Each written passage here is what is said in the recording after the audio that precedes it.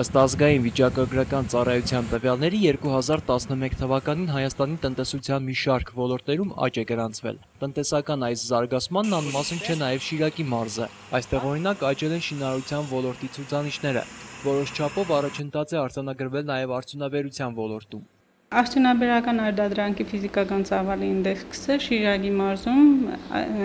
2011 թվականի 6 ամիսների ընթացքում արձանագրել է աճ 2.4 անգամ։ 6 ամիսների ընթացքում Շիրակի մարզում արտադրվել է 21 միլիարդ 940 միլիոն դրամի արտադրանք։ Առևտրի ոլորտում ևս ինչպես հանրապետությունում, այնպես էլ Շիրակի մարզում ցուցանիշների աճ կա, սակայն եթե պաշտոնական տվյալները մի բան են ասում, ապա տնտեսագետների դիտարկումները այլ։ Առևտրի ոլորտում նույնպես արձանագրվել է աճ 16.1%-ի, սակայն ծառայությունների մատուցման ոլորտում 1.7%-ով դիտվել է նվազում։ Եթե փորձեք դիտարկել քաղաքում սպասարկման օբյեկտները, կտեսնեք, որ մեծ մասը կամ փակվում են կամ տրվում է վարձով։ Եվ սա նորից ցույց է տալիս, որ բիզնես ակտիվությունը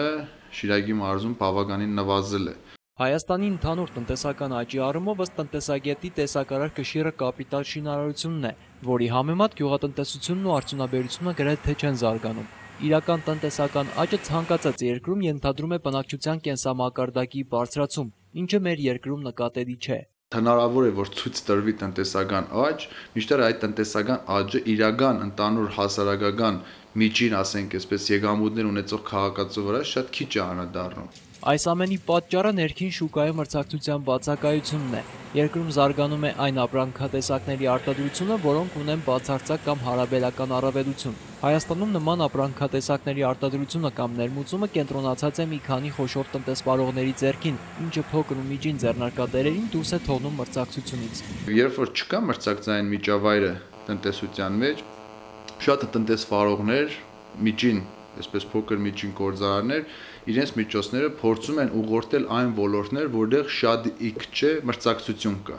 Եվ այս ոլորտները սկսում են գերհագենալ։ Օրինակ, տաքսի, ասենք, ծառայության ոլորտը, ռեստորանային ծառայությունների ոլորտը։ Ոլորտի գերհագեցման արդյունքում այստեղ ևս շատերը ստիպված են լինում դուրս գալ մրցակցությունից։ Այսպիսով իրենց ունեցած միջոցները Հայաստանում չեն կարողանում ներդնել։ Դուրս գալով նորից կանգնում են այսպես փաստի առաջ, որ ունեն որոշակի ազատ միջոցներ, որ ասենք իրենց տարբեր գործունեությունից